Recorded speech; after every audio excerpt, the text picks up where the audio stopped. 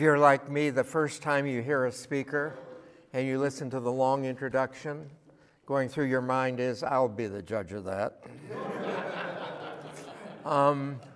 I've actually never done a retreat like this in my life. I always do scripture, but I was asked to do this one on the saints, so I hope it works. I'd like to tell you a couple basic things about the saints before we go on. If you look in the Bible, the word saints in the Christian scriptures refers to any Christian. And the only people I know who use it that way today is the Mormons. They speak of there being the Church of the Latter-day Saints. Well, Latter-day means today. We are the today saints in the church. And there are a couple of things about sanctity, and I'm going to really kind of emphasize this as you go through. No one becomes holy alone. It is not possible. One of the craziest things, if you study religion at all, one of the craziest things is some person who thinks God is talking to them and then just doesn't check it with anyone else. These people eventually go crazy. Unfortunately, there are enough crazy people to follow them. But one of the things you'll notice in the lives of the saints, I think probably the best example of this is St. Augustine. St. Augustine had a very close friend by the name of Alphaeus, and Alphaeus was bishop in another town. And the two of them sort of helped one another with holiness. But anyway, when St. Augustine was canonized, then they wanted to canonize Alphaeus. And what the community decided was, if Augustine was canonized, so was Alphaeus. And so they never bothered with the canonization. I don't know how many of you go to daily Mass, but we had an interesting reading. We're in the book of Samuel right now. And in the call of Samuel, Samuel's mother prayed to God that she would have a child, and particularly a male child. She apparently was sterile. Anytime there's not a child, they always presume it's a woman's fault in the Bible. So anyway, they presumed she was sterile because she didn't have children, although his other wife had 5 children. And so she was praying to God, and she said, if I receive a child, I will turn the child over to you. And that was done periodically. It was done with John the Baptizer as well.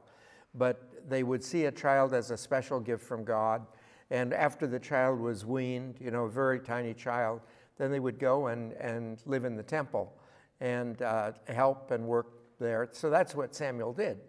And Samuel's job was to stay in front of the Ark of the Covenant overnight to make sure the fire didn't go out.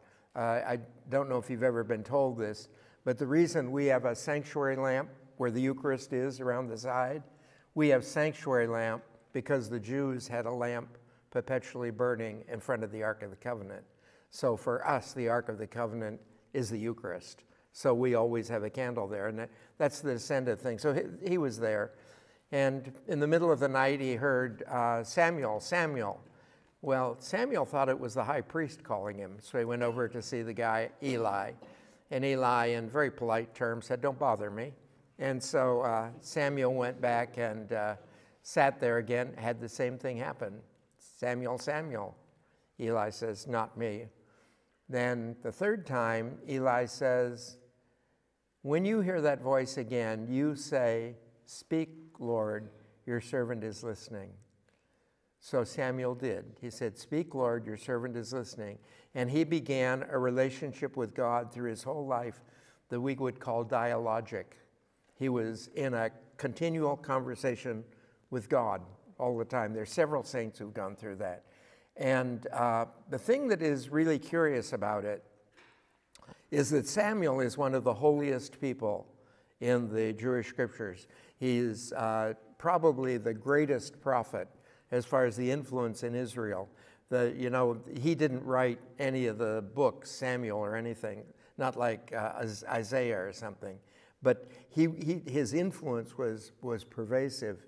And Eli Eli was a really terrible person. Eli was the head priest, and when Eli had 2 sons who functioned as priests and really abused people, stole money from them, took their sacrifices away while they were trying to sacrifice and stuff. But Eli, because they were his sons, he would never sort of get rid of them. And so Eli eventually was struck dead by God, and both his sons were killed as well. And what I'd like you to notice is that Samuel was led to God by Eli. Eli is the one who got him in contact with God. So the person you're dealing with doesn't need to be holier than you, and you don't need to be holier than some person in order to help them, okay? This relationship to God has to do with a matter of sanity. You know, the way God speaks to us and this sort of thing, and what do you hear from God? One of the things that I've done for almost 50 years now is meet with a group of priests, and we meet once a month for basically a discussion of what's gone on in our lives for the period of the last meeting, and maybe what God's telling us or what he's asking us. But just to give you an example, if I were to go into that meeting and I were to say to them that there are a lot of people in Vegas who are deeply in need of salvation and being brought to God, so that I feel God is calling me to move into one of the nice hotels in Las Vegas and work for the conversion of these other miserable sinners. The guys in the group would tell me that has nothing to do with God, that's you, skip it, okay? If I were to tell them I wanted to go work in a leper colony in Nairobi, they would hand me the ticket right at that meeting and put me on the plane, you know? But over a period of time and talking to one another, you get to recognize what comes from the person and what can't really come from them. And if they're in a relationship with God, God speaks to people powerfully that way. And you watch people like Francis of Assisi, we have the instance where he just, gave up everything and walked away from it. But I bet there were things that went on before that. I think he was in a very close relationship with a woman called Claire. And Claire and Francis helped one another to understand what God was saying to them. Because in giving up things, you can get crazy. But neither of them did. And they gave up almost everything, that they really worked together. So to understand that about holiness, holiness always requires at least 2. And it can be, several people. But it's just a matter of, a lot of times, we don't realize something is crazy until we say it aloud. That's why really intelligent people spend a good deal of time talking to themselves, incidentally. If you ever study intelligent people, they spend a good deal of time talking to themselves, okay? But lest you get too high on that, so do crazy people. So this idea of somehow verbalizing what we think, we understand. But if you're with someone, you have to explain it to them, they understand it and this sort of thing. And that has a lot to do with understanding where God's leading you. The other thing to understand is that God leads people individually. And we'll study a little bit about this when we study St. Francis de Sales. He wrote a book, I think I told you about it before, called Introduction to the Devout Life. And his whole thing was, the kind of holiness required of a bishop cannot be the kind of holiness you require of a monk, because the bishop has an office with all these kinds of things to do, and the holiness of a soldier cannot be the holiness of a medical doctor. That, those are just very different things. And yet, no matter what life you choose, no matter what background you choose, you have a path to holiness. Everyone does. That's part of the thing. The path to holiness is open and welcoming to every single person, no matter what field or anything you go in. Lastly, I want to tell you that according to the Catholic tradition, that we believe that we are part of that communion of saints, and that you can get kind of an intimate relationship with the saints over a period of time. I could give you a couple of examples in my life. One that is very, very powerful in my life is St. Anthony. And St. Anthony finds things, okay? That gets more important the older you get. And so Anthony has this ability, and I kid about it, that in the Diocese of Monterey, probably his most frequent request is golf balls, okay? Because that's really big in our diocese. But I inevitably will find things in the most obscure places after talking to Anthony. And to me, it's kind of a joke that when I can't find something, I just automatically turn to Anthony. If you ever see a lot of, I was taught a class when I was at Berkeley by an Italian director, Federico Fellini. And one of the things that Italian movies always have things dealing with devotion and saints, because that's part of Italian life. But anytime you see anything with St. Anthony, you see this magnificent statue in front of these glowing candles and all this sort of thing. And you see the most beautiful young girl there praying before. It's just a beautiful setting with Anthony. I think it's so funny because when Anthony's dealing with me, it's usually an old man in his underwear trying to find his glasses, you know. It's not quite the thing of a picture, you know, but this is kind of what goes on. But to have that relationship, like when I was in a very serious plane situation one time in China. They don't have the best of planes. They're not as bad as Boeing's, but they're just not good. So anyway, when it was going on, there is a patron saint of flying, and the patron saint of flying is a man by the name of Joseph Cupertino, and the city of Cupertino is named after him. And Joseph Cupertino, as a young seminarian, one of the things that God had him do was levitate. You know, he would just rise off while he was praying. And this was not pleasing to his superiors. And I can imagine it was not the least distracting thing in a what do you call it, a community of priests. So they would try to get him, don't levitate, absolutely don't levitate. And you'd come in, and he'd be grabbing his kneeler, holding himself, he's, you know, up in the air, he's trying to hold on to the kneeler so he can't levitate. But anyway, for obvious reasons, he's the patron of air travel. And so, you know, I feel that for somehow it relaxes me, that I can turn to Joseph. I think, you know, this is your job. In heaven, you go in this huge office building. It says flights. Joseph's at that desk, you know, and you go in to talk to him. Anthony's at the desk where you know, find things. Anyway, having said that, I'll introduce you to a couple. These two are very, very early, and the man's name, one of them is Basil, and the other is Gregory Nazian. Nazian is a city in Turkey, and he was bishop there. I think the city's actually Nazius, but anyway, they call him Gregory Nazian. Both of them were bishops. And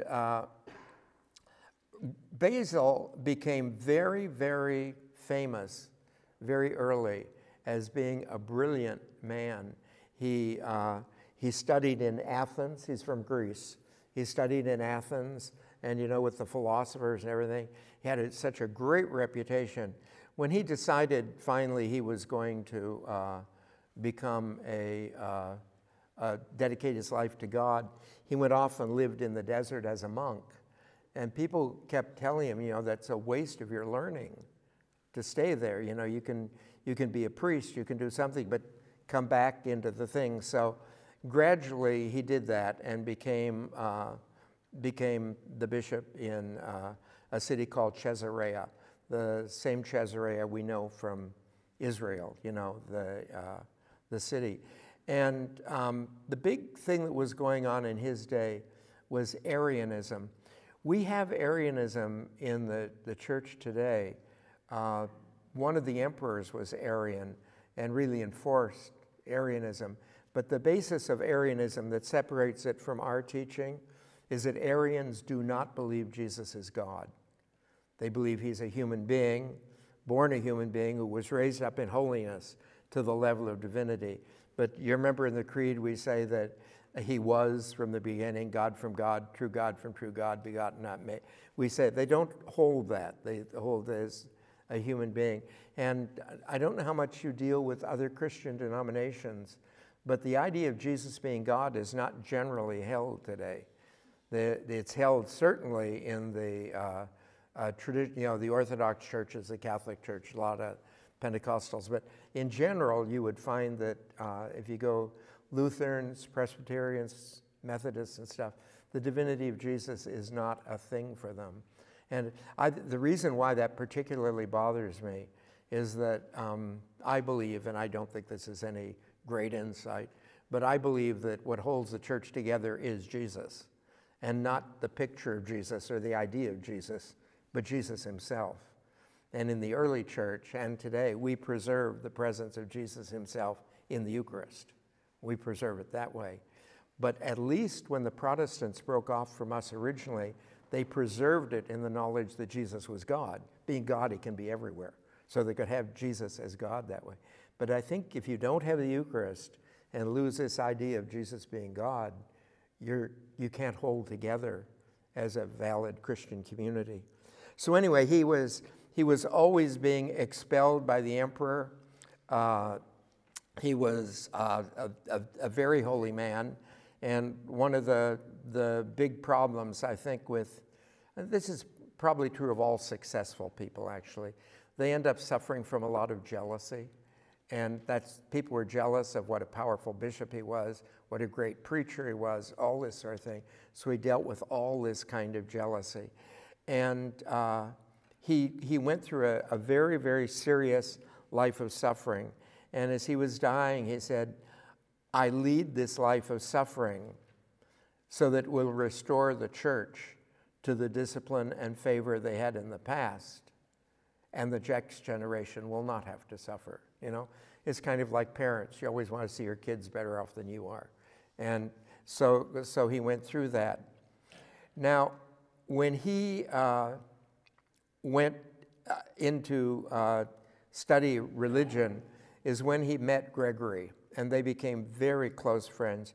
Gregory also was a brilliant man and had a good reputation. And he was sailing somewhere, I don't know where at the time, and had a terrible storm. And he prayed God to be delivered from the storm. And when nothing happened, he prayed to God, I will become a priest if you deliver me from the storm. Storm ended like that. Everybody has their price. So anyway, he then became a priest. But when he went into, into Athens, he was so famous and being brilliant, and Basil was already there. But when he went to Athens, he's the only student in the whole history of the school, the Greek school in Athens, who was ever admitted without taking the entrance exam. They didn't even give him the entrance exam. He was just so brilliant. And he and Basil became friends. And the thing that, incidentally, Gregory was under the same problem with the emperor supporting Arianism. So he was, always at odds with the emperor and stuff.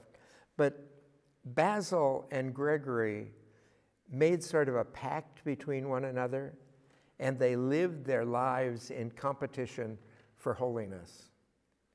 And that they said that there's certain things in the accounts where, like, let's say in a class, someone drops a book. Basil and Gregory would almost get in a fight over who got to pick up the book. It was who got there first, but they were competitive with regards to holiness. And that really formed them. I think that's an interesting thing in our society. You have to kind of judge the way society works. I've shared this with people before, so let you know, my family is Native American, and one of the things in Native American families is you never compete. And that's one of the reasons why Indians are not a lot in sports, unless track, because you're competing with yourself in track.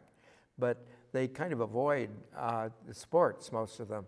And this idea of competition, from my perspective, would be a waste of time, because that's just not kind of the way I think. But that's a very American way of thinking. Americans really like to compete. And it'd be wonderful, you spend your life competing for holiness. And if you're familiar at all with the philosophy behind a religious order, every religious order actually invites every member of the order to compete with the founder. So like if you become a Franciscan, you're supposed to try and be poorer than Francis. And you work on it. You'll never get there, but you can become a saint trying, And so you do this sort of thing. But religious orders are like that you sort of have this relationship with this saint. I would like that that after this is all over, this weekend, that as many of you as possible should look up the name of your saint, your name saints, and see what we know about them. A lot of people are, like I'm named after one of the apostles, James, I'm sure the greater, but anyway, named after one of the apostles, and we don't know that much about them, okay? My second name is Robert, and Robert Bellarmine was one of the great reformers of the church, and I know a lot about him. I know about his involvement with Scripture. I know about, this sort of thing. That what I particularly liked about him, he became a cardinal. I think that ship has sailed but anyway, this idea of being able to know your namesake, and I believe, and that just isn't me, but I believe you have a claim on the influence of your namesake. One of the reasons why in the Catholic Church we function kind of the way we do is because of when Jesus was on the cross, that he established the relationship between Mary and John. And the whole idea was they were to take care of one another. And that's why one of the reasons why Marian devotion is so strong in the church, that we believe she is responsible to the church. We have been given into her care in John. And I think knowingly or unknowingly, like most people are named after, but I'll tell you, I saw a study on this. Most people are actually named after a famous person that appeals to the person who names you. But they'll pick it, like I have an uncle who's named James. I was always told I was named after him. But when I got in the seminary, there were so many guys with the name James at my age that they called me Jaime, but they had different names for everyone, James from all these different languages and everything. And when I did research, the reason why so many people in my, age group are named James is because a famous actor at the time who was very good looking, a great influence, James Mason. And so lots of people named that. But this idea, however you got named, isn't the issue. Once you were baptized, you have a claim. And that particular saint, you have a particular claim on. And to have this idea of praying and being involved with that saint. These two, met in school. They became very fast friends. And each one of them seemed committed to the holiness of the other person. Before I entered the Jesu Caritas, this group of priests who meet, I had never seen the idea of being dedicated to, like another person. But what we would do is we would take turns doing dinners. We'd have whoever's house it was at, we had the dinner, we'd take turns. And it was really interesting. Sometimes I'm not the sharpest knife in the drawer, but it took about 3 dinners for me to realize that I was the only one serving alcohol. And I knew that one of the men was a recovering alcoholic. And I never saw him drink or anything. I thought he just, was away from it. But the priests as a group were respecting the fact that he was that.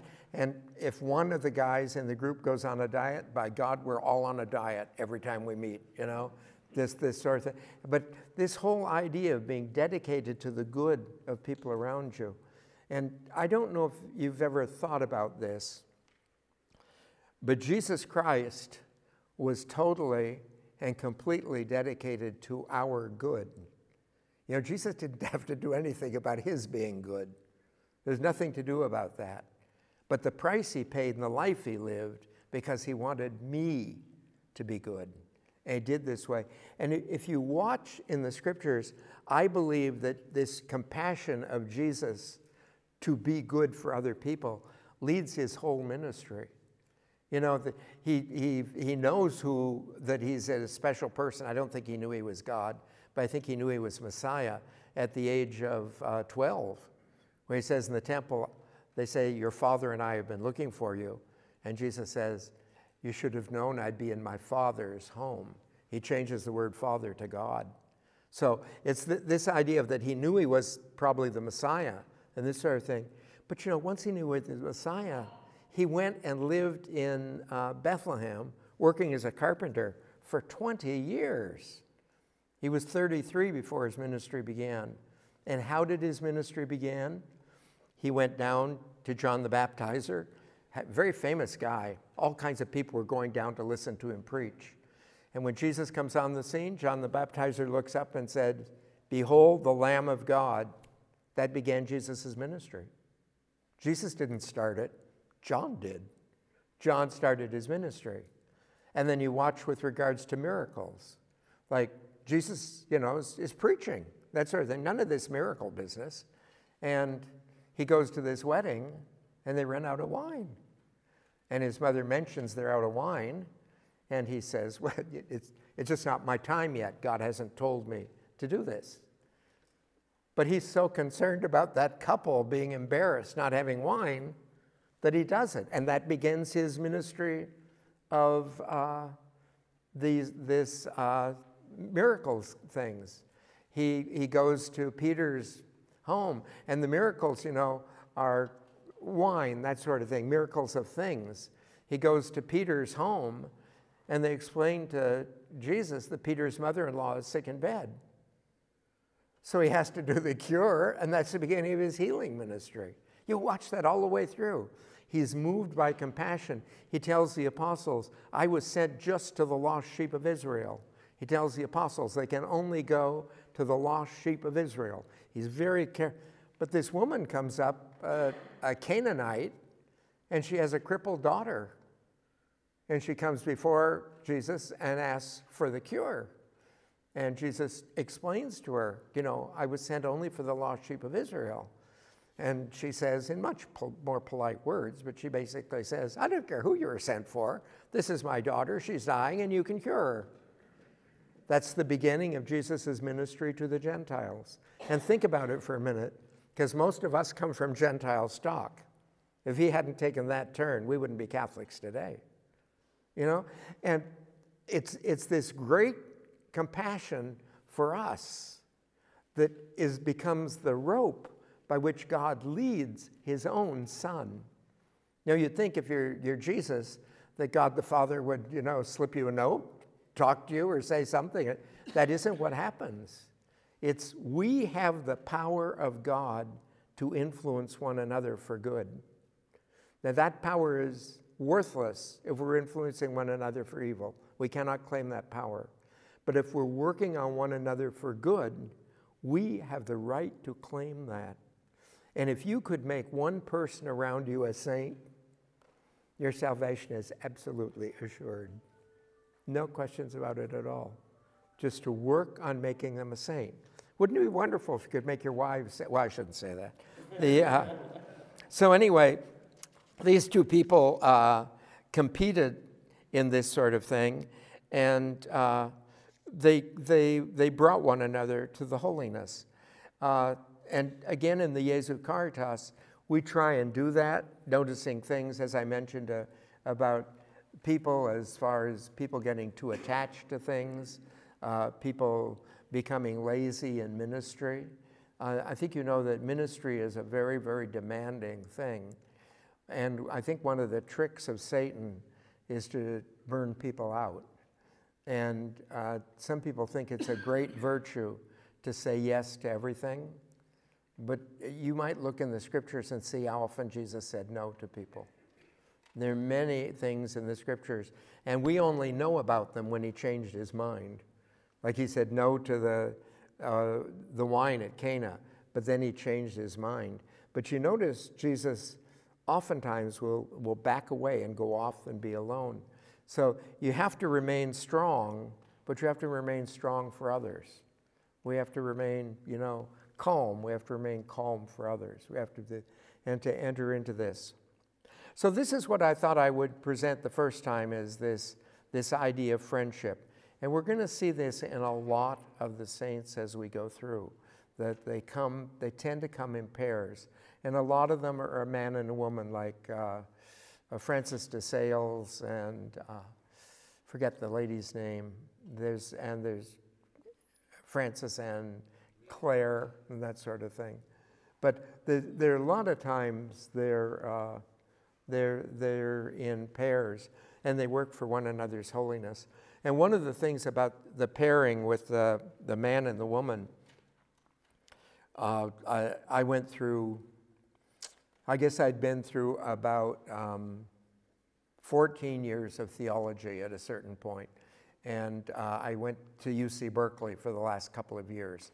And when I was there, the classes were run by the Graduate Theological Union, of which the Catholic Church is part, but we don't run it. And it was the first time we'd ever had women in any of the theology classes I'd ever been in, that women just did not study with us. And they did there. But it was very interesting that it changed a lot of my attitude to Scripture. Like we would sit down, and men have a set way of approaching things. And it's not the way women approach it at all. It's just like my son, his wife, and I went to Costco. We needed to pick up one thing for the house. I forget what it was. And so we go into Costco, and we lose her. And my son always says, she's on a mosey. And she just sort of wanders around, We got the one thing. We waited an hour and a half, and she came back with a whole basket of stuff. And then we go out. But it's just a very different thing. You see that women have to try on all the clothes in the store. Your size, you grab it and leave, this sort of thing. But men and women react differently to all kinds of things. And if you can learn to see that as an amusement rather than a problem, it's good. But the same thing's in Scripture.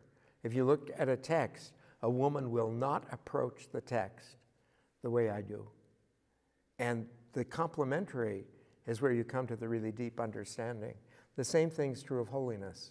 The two people's holiness, no two people are ever called to be holy in exactly the same way. Never. That your holiness is something that has never been experienced before or will ever be experienced by any other person again. It is unique. We have an infinite God, and it takes a lot of people to reflect the infinity of God in virtue. And that's why we're all so very different. But the difference can help to make both of us holy and build it. Okay? Does anyone have any specific, I'll do this at the end of each talk. Does anyone have any specific questions on what I covered? Or even better, specific answers? Okay? Okay. Yep, go ahead. You talk about the concept of competition to be holy,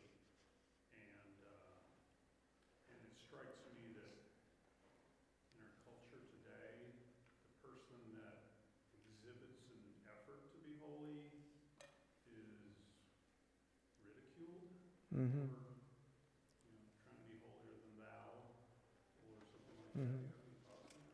Did everyone hear that? He If you, just from the last recordings.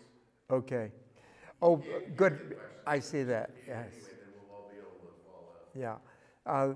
The thing was that in our society where people are trying to be holy, oftentimes they're ridiculed. And I don't think that's really true.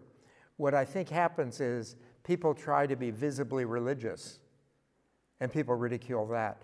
But if you're actually really practicing holiness, it's viewed as kindness by other people. You know, you're kind to them. I don't come up and say, I'm a Catholic, I'll win you for the faith, and I'm going to pick up your purse. And then you hand it to her. That's not the way we do it. But if you're being this kindness of the holiness, I think that actually wins people. But sort of waving the religious flag doesn't. And so I think if I were an atheist, I would talk about kindness. But for it's holiness. Okay? Go ahead. Besides being intelligent, was there anything else specifically that made Basil a saint? I'm sorry, I didn't hear you. I'm an old man. Go ahead. I said, besides being intelligent, was there anything else that made Basil a saint? Okay. Specifically. Yes. The question was, besides his intellect, is it anything that made Basil a saint? Basil and Gregory both suffered immensely for the faith, defending the notion of Jesus being God. And both of them went through exiles away from their things, everything. And they were both very gentle teachers. I presume most of you have gone to college. But one of the interesting things in college is, and anyone who goes to college will figure this out. It's going on in grade school too, but I don't think we cognate it. You can always tell whether a teacher is trying to prove he knows more than you do, or he's trying to make sure you know more than he does. And you can tell that. And these two people are very holy, but their interest in other people's holiness was a distraction, away from that sort of thing. I've told you this story before, but it's one of my favorite stories. They used to have a program on TV called the $64,000 question, and that was when $64,000 would actually buy a car. But this show, in the final question, the person who's answering the question would be in a booth, so they couldn't hear anything. And since the question was sealed, no one was supposed to know what the question was, not even the questioner, until he opened it. And they put an expert in the booth. And the expert was, because no one had seen the question, was supposed to be able to give the correct answer to the question. And then we'd know whether the one who was, officially being asked, whether he got it right. So this guy was studying for a history doctorate at Stanford, and had gotten just all through everything. And the man who was the director for his thesis, he was doing his doctoral thesis at this point. The man who was the director of his doctoral thesis was in the booth, in the other booth with the questionnaire. The guy opens it, and before he says the question, he looks at the teacher, he says, "Wouldn't it be funny if he can answer it and you can't?" And the professor looked at him and he said, "That's the purpose of education. If he doesn't know more than I do, I failed." I thought, what? Now that is a teacher. That's a teacher. Okay, anything else? Thanks very much. I really appreciate your attention.